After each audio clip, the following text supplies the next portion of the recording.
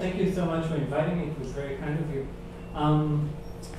Just a quick show. I'm going to practice your show of hands for a second. So who here knows what R bloggers is?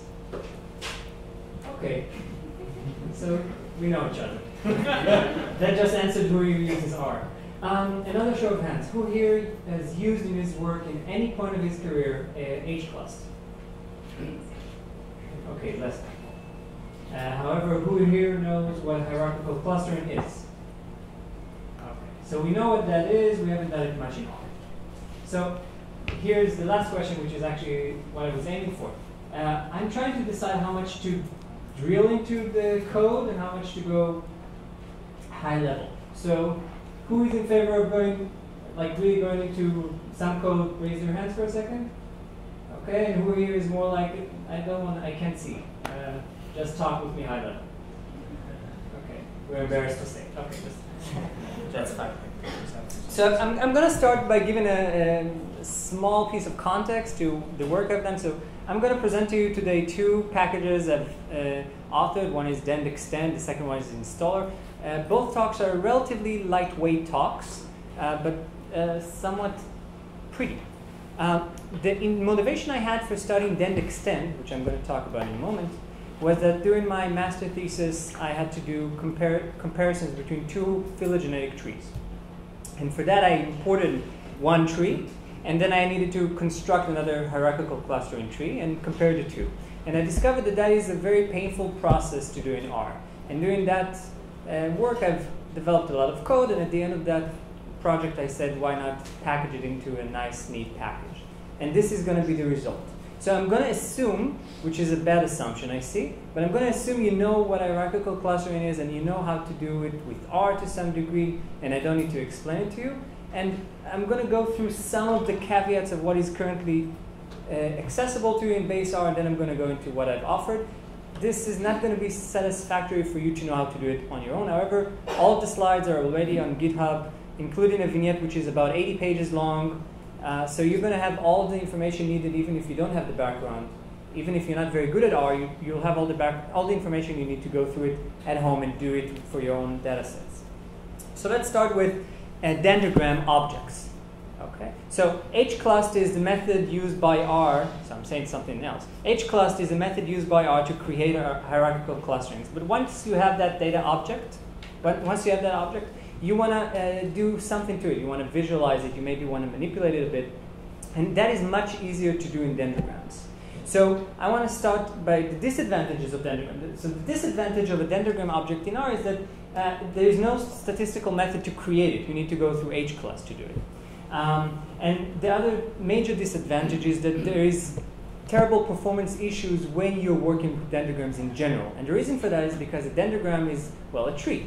And when you want to do manipulation and to program something on a tree, you need to use recursion. And whoever here has experience with R knows that loops and recursions is not R's strong side. So that is a caveat. Part of it I treated by moving to RCPP and doing some of the coding in C++, and this way I mitigate some of the problems. But that's a basic problem we have with Dendrograms. However, Dendrograms, as they come with base R, already comes with many advantages. And they are that there are many methods for doing stuff with Dendrograms, for plotting Dendrograms, for printing Dendrograms. You can show Dendrograms with more than two branches to deal with non-binary trees, which H-cluster, for example, cannot do. And the data structure of a Dendrogram is relatively easy. And I'm not going to go through it in details, but I'll say it's basically a list of lists with attributes to the nodes saying which members it has in each node.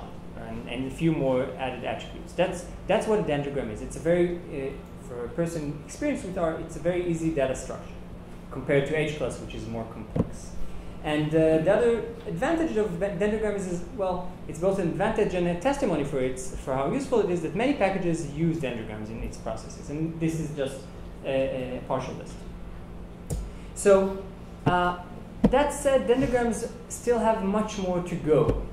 And by doing this package, what I've done is I've assembled pieces of code from the internet. Some of them were answers to questions I've asked during my work. Some of them were work done by other people. I won't go through all of the credits. I will give two major credits because that's probably the most amount of work that I've incorporated into my code. And one is to give credit to Jeffries, which I don't have his full name, but he created the Extra package, which I've modified quite a bit, but that was a lovely work. And the second thing is the R core team, because so much of what I've done took from examples they have scattered around the web. So I can't really give credit to a specific person, but basically they've done a lot of work. And lastly, to my advisor, Yoav Binyamin, who allowed me to do this on PhD money, which I'm not supposed to do. So the Dendextend package has about 89 functions. This is a little mapping of the functions and how they interrelate. You're not supposed to read that. And let's start with looking at what we can do. So let's go into some data.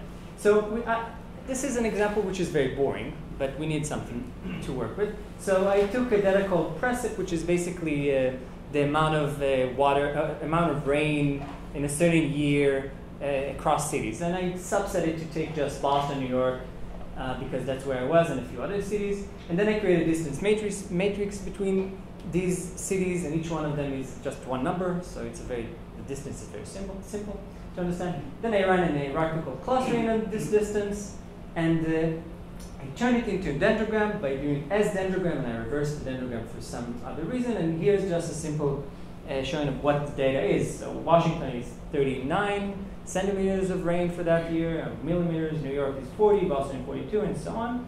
And on the right, you can see that I plotted the dendrogram object, and this is how the object would look like. So I'm going to assume that you've understood everything that I've done in this slide, because if you didn't, then some of the things I'll do will be not clear. But that's very simple. That's very basic. Before you assume that we know what the dendrogram means, how should we read that image?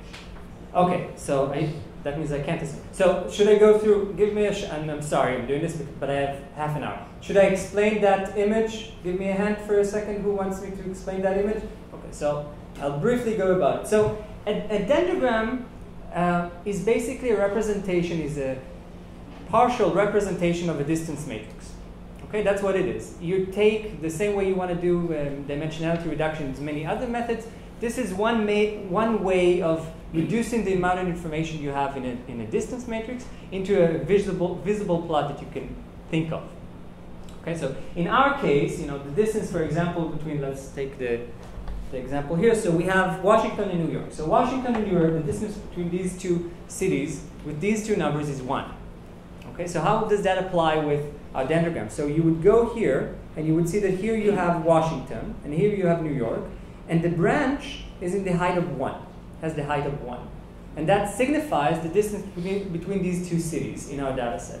The problem is then that if I want to continue this iterative process of creating the tree, I would need to throw away a bunch of data. So for example, the next process would be to compare Boston to these two cities. And when I do that, I need to choose which of the distances, Boston to Washington or Boston to New York, which of these two distances I should use, or how can I aggregate these distances into the height of this mutual branch.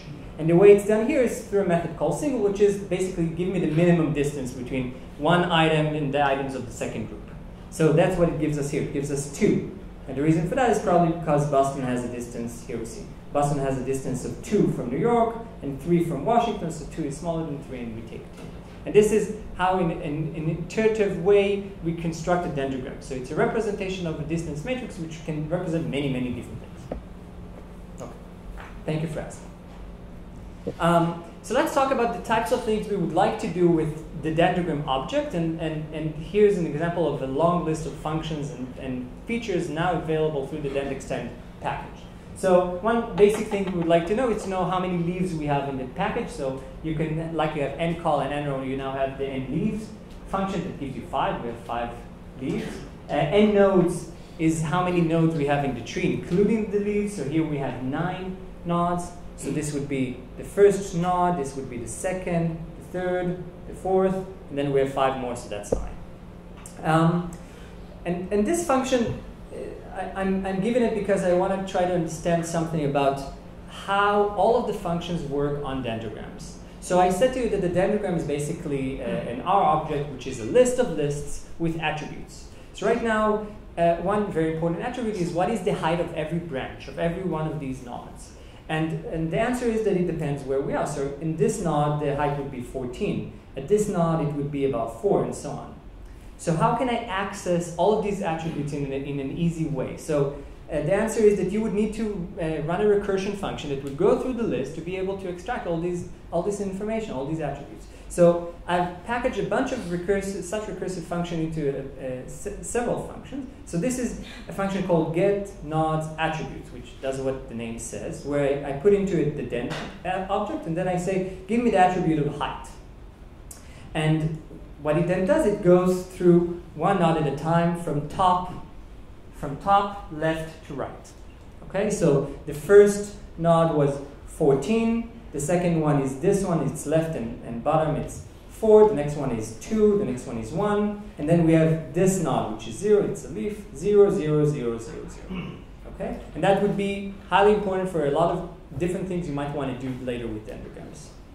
And the same thing can be done with another attribute, which is members, which says just how many leaves there are underneath a certain tree, a certain branch of the tree.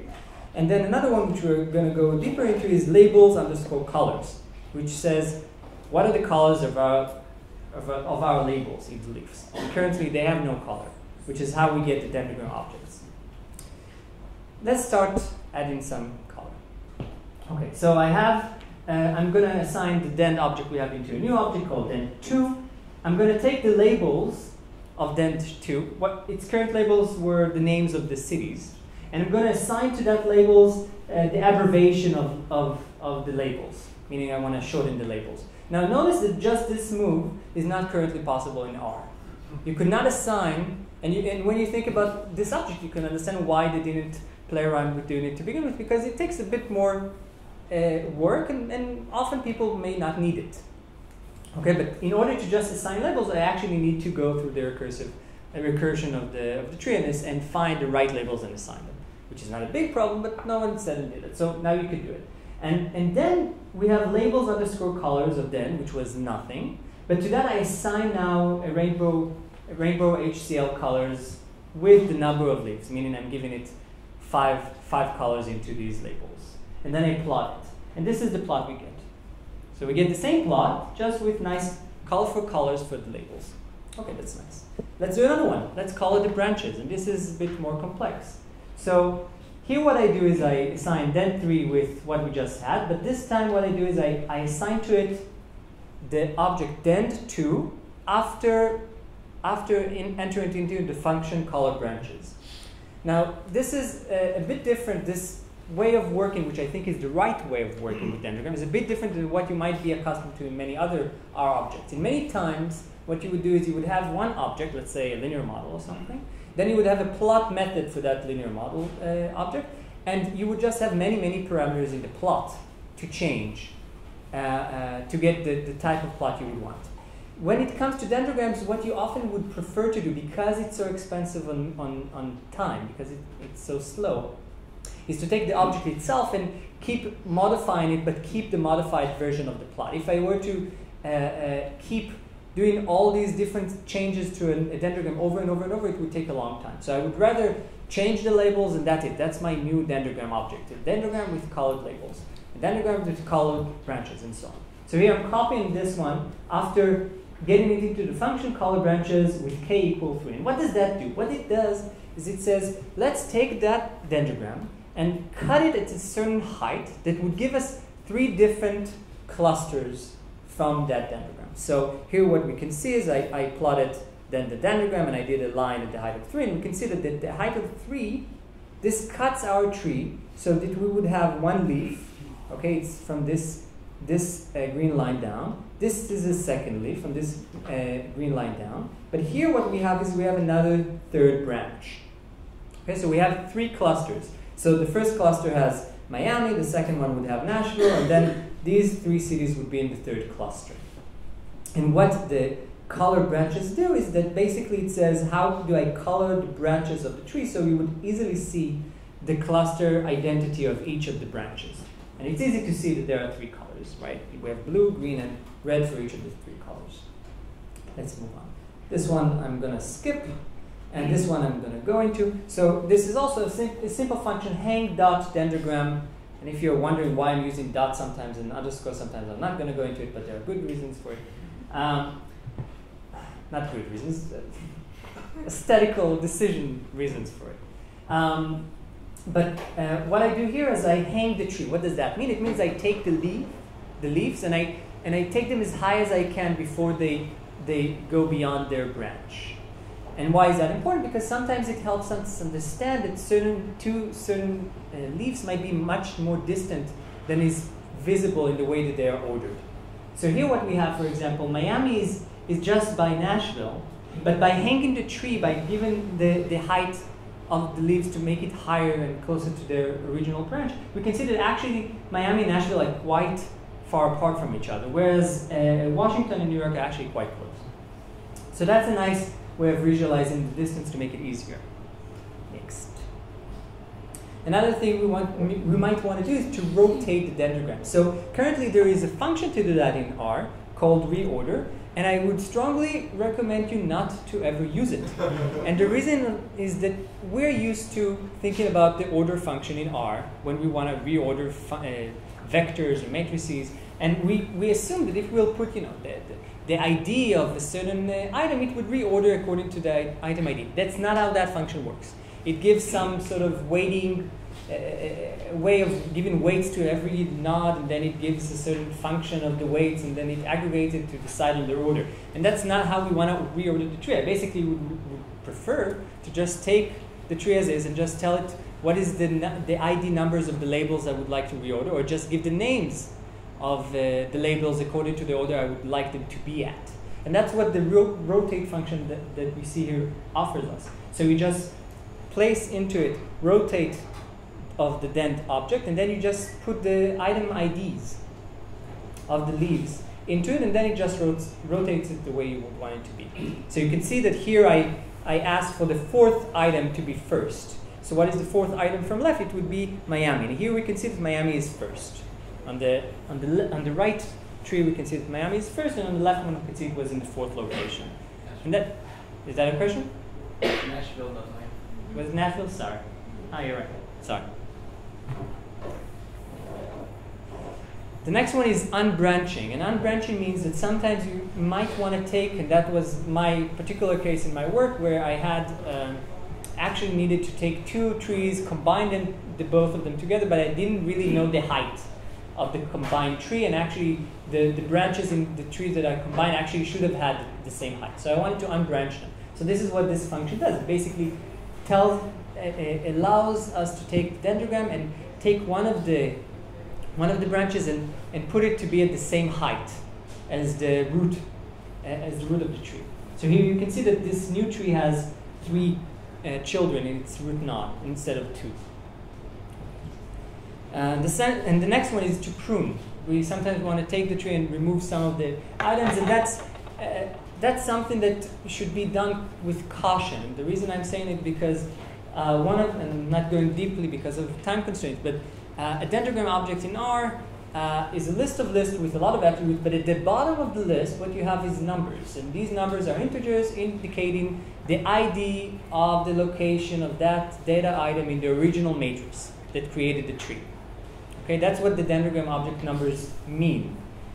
And when you start pruning this, if you had 5 items, then you would have numbers from 1 to 5. But if you start pruning the tree, you would start having a tree with the numbers 1, 3, and 5. And if you have something like that, and you put it into HClust and you play around with it, it would crash R, which I submitted a bug report and didn't get any response. So be careful when you're doing it and just save everything. But the function does what it's supposed to do. It would only be problematic when you start transferring it back into HClust objects, which right now you couldn't do because we have here a tree which is not a binary tree, so HClust wouldn't be able to eat it. Okay, this is actually a short function, but it took a lot of work. So this is cut tree. So cut tree is a function you would use on HClust to cut the hierarchical cluster in a certain height and distinguish the cluster identities of your items. And I've implemented that function to dendrograms, and that takes a lot of work, which produced very slow code, which is now made much faster thanks to RCPP and thanks to Romain and Dirk, which are not here, but they're incredible with the work they've done. And it acts exactly the same way that the HClust function would act, meaning you would that it would work for the method for each class. So you would just put in the dend, you would say k equal 3, and it would give you a vector with the cluster identity of the items and the items' names as names of the vector. And then there are nuances which I'm not going to go into, but there are a lot of nuances as to how the order of the elements in the cut tree are produced. The order of them could be different. So cut tree would want one thing, and for certain functions you might want to reorder them according to the data or according to the way the tree is, the order of the labels on the tree. Meaning that right now in this tree we see Nashville, Boston, and Miami, and their order is 1, 2, 3. But it could be that in your original data matrix that created these objects, their order was 5, 2, and 3. So the question whether or not you want these names, these cluster belongings, to be in this order or the original order of your data, it's a big question when you're playing with these objects, and so be careful with it. And if you didn't follow, that's okay. Just notice the thing. So let's take a prettier example, a bigger example. So here what I have is a very, very classical data set called the ARIS data set. So we have 150 items. Each item is a flower, and for each flower we have 4 parameters. We have the height and width of 2 types of leaves inside on the flower. Petal and septal, which I'm not sure how to pronounce, I'm sorry. And that's a very classical data set given to us by Fisher, and that data set was both used for supervised and unsupervised learning. And what it shows you when I take this scatter plot matrix and I color the 150 dots according to which of the 3 species of flowers they belong to, I can very easily see that, well, if I were to try to do a prediction model, a supervised model, I would be able to separate, let's say, the blue, the green, and the red. I would be able to maybe regression, maybe something else. I could do this. SVM, sorry. I would be able to cluster them around. However, if I were to not tell you the colors of these dots and ask you, would you be able to tell me how to separate these data? These points into 3, I'm telling you up front that there are 3 species of flowers. Would you be able to tell me just by this scatter plot, without the colors, to which of the species each flower belonged to? And the answer is that, well, for these blue ones you would be able to do it, but here you would have a problem. You're not sure how to separate your data, and that's a known problem with the ARIS dataset. And I'm now going to re-show you the same effect when I'm doing it in a dendrogram. And what I do is I basically take the distance of each of the items from one from the other using their 4 parameters. And with that I have a distance matrix. I can represent that then as a dendrogram. And then because I have a dendrogram, I can say, well, I can cut it in a certain height. It would give me 3 clusters, which is exactly what I've done. And when I do that, I can then give colors to each of these clusters. And I can try to see if the way that I'm clustering the data based on the dendrogram is a good way of clustering. But in order for me to see that, I need to also know what is the true species for each of the flowers. So the way I've done it here is that I've given the label colors to be the real species of each of the flowers, but the branches are colored according to the way that the clustering method is done. So we can see that actually for this Setosa species of flowers, for these blue flowers, the clustering did a good job. It was able to separate them, as was evident to us in this scatter plot. But when it came to the versicolor virginica, I'm sorry if I'm not saying it correctly, for the green and the red, we can see that, well, the clustering has a lot of red branches and some green branches. However, the labels don't fit. So we got most of the green right, but with the red, I mean, when we said about something that it's green, we got it right.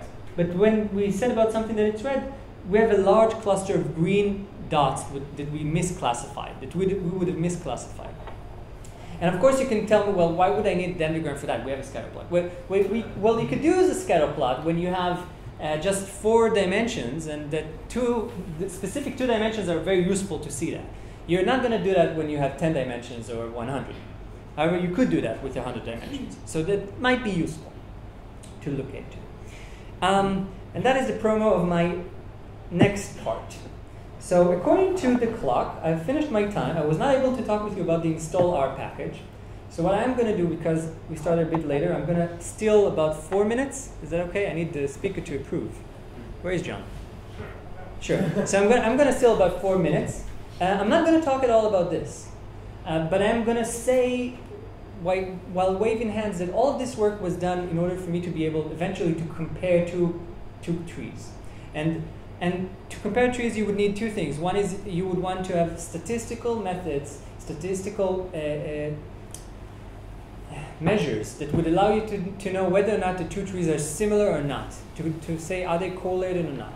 So I've implemented several such measures, and also have done permutation and bootstrap methods to allow you to test the validity of that. But what is no less important is to be able to visualize that to people who don't know what you're talking about.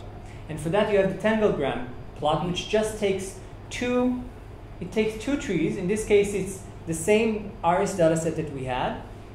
One was created using the complete method, one was created using the single method, and I'm trying to show you the similarity between these two trees, or the dissimilarity between these two trees, and part of the way I'm doing it is by clustering them at height, at the height that would give us 3 clusters, but also by coloring the lines that connect between the items with the real species identity of each of the flowers. So this allows us to easily see that both the clustering methods are doing a great job with the blue.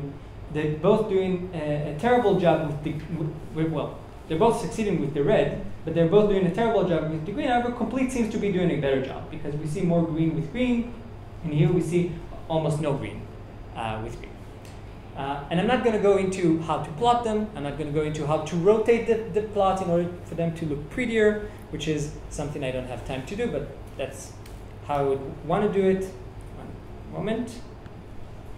But that's something I would eventually want to do to reach something like this that would be trees that would look prettier. So there are many functions in the package to allow you to systematically go over and do that, and all these slides are available online, so you'd be able to go through the slides, the R code that created the slides, and the vignette that also present these things.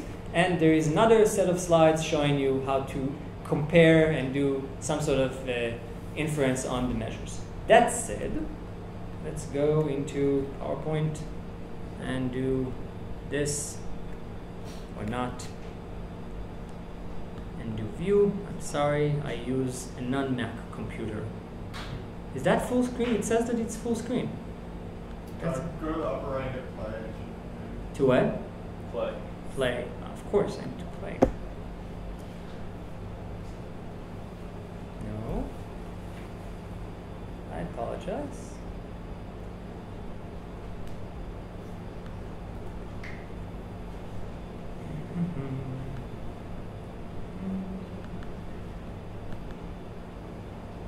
Yes, now I press play. Really? That's how I do it?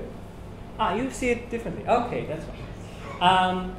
So I'm going to talk about the installer package really quickly, and this was a lightning talk in the last use R, so I have 5 minutes, and I can do it in 5 minutes. I know, I've done it before. So let's do it. The installer tries to solve the following problem. We want to update R on Windows, and here are the steps you would need to take in order to update R on Windows. So the first step is we would need to go to the R project website. We would need to see that there is a new version of R just released, because how would we know it otherwise? Then we would need to go to the other side of the page, press download. Then we would need to choose a CRAN mirror, which I would suggest using RStudio one. Then we would need to choose the link, well, in our case for Windows. Then we would need to know, for some reason, we would need to know that we need to press space, which I have no idea how people who are new to R are supposed to get that. And after we press space, well, then there is a big link, which is nice to say download R. We might want to jump over to see the news, and then we would want to install R. Are we done, do you think? What's the answer? No. The answer is no. Of course, the way I'm asking it, of course the answer is no. And the answer is no because the next steps would be that we need to deal with our packages. Because if all you did was to reinstall a new version of R, what you would get is you would try to run your code and you would see that none of your packages exist. So what you would want to do then is you would want to copy your packages from the old library folder to the new library folder. But while you're doing that, you must make sure that you're not copying the high priority packages that come bundled with R, because if you do that, then you would use an older version of these packages. Also, after that, you want to do update packages with check build equal true, because that's what you need to do, for example, when you move from 2.15 to 3. 2.15.3. And that's it. That was easy, wasn't it? So let's make it easier. So what you would do instead, you can go and install the package install R. You would load install R, and then you would have a menu item. There you would press update. Once you press update, R would go for you for the internet. It would check if there is a new version. If there is, it would announce, yes, there is a new version for R for you to download. Do you want to download and install it? And you would be able to say yes. It would ask you, do you want to see the news, the recent news in the new R version? If you say yes, it would send you to the browser to see the news. And once you press yes, it would download R and run the installer for you, and you could then install R. And after that, it would ask you, do you want to copy your packages from the old version to the new version of R? And then it would ask you, do you want to update the packages? And each of these steps in the package, this is actually the pet package I started with to learn how to create the package of Dendextend. So I did it as a pet project just to learn how to do that. So each of these functions actually have a backend R function, which would be update R would just do the entire process. Check for update R would just tell you if there is a new one or not. Copy packages between libraries would copy packages between libraries, and so on. And since I already created the package, I thought to myself, well, why not start bundling a few more cute things into it? And one of the things I found useful that, of course, some of you may not use Windows, but you have friends who use Windows, and you might want to help them install R. And when you want to help them install R, you might also want to have them use RStudio. You might also want to have them use MikTeX if they want to use Neater or SWeave. You might also want to have DevTools if you want to install packages from GitHub, and so on. And each of these software packages you would need to go and download. And instead, what you could do is you could just use these functions: install.rtools, install.rstudio, and so on and forth. And that would just do that for you. It would just go online, download the file, and run the installer for you. And if you want it easier, then you could just press install software from the menu item, and it would give you the options of software that you can install using R. And another step. And this might be, well, it's useful for me. I use Dropbox, and sometimes I like turning it off while I work because it keeps throwing me error messages when I use it with RStudio. So what I do is I turn it off, but then I finish my work at the university and I want to go home, and I remember that I need to stay around until the computer finishes to sync the Dropbox with the new files I've created. So what I would like to do is I would like my computer to go to sleep after a certain amount of minutes. So I've just created a nice little function that does that. And the reason I'm telling this is not just for the people who use Dropbox, but if you're having a long simulation running for a long time, you would have this function called os.shutdown or os.sleep and so on that you could use, that you would be able to just put at the end of your code if you're running a long simulation. That would do it for you if you're going out for the weekend and you're leaving your computer and you want it to be sleeping after it's done, and back up your output. I won't go into this. This is just a nice bunch of functions to download and show download statistics of packages. I'm not going to talk about it, but it exists, and there is a post I published about these functions a while ago on R-statistics. If you're curious, these are the list of the top downloaded packages in R. I'm not going to go on that also, and I'm not going to talk about that, but that I'm going to say thank you so much.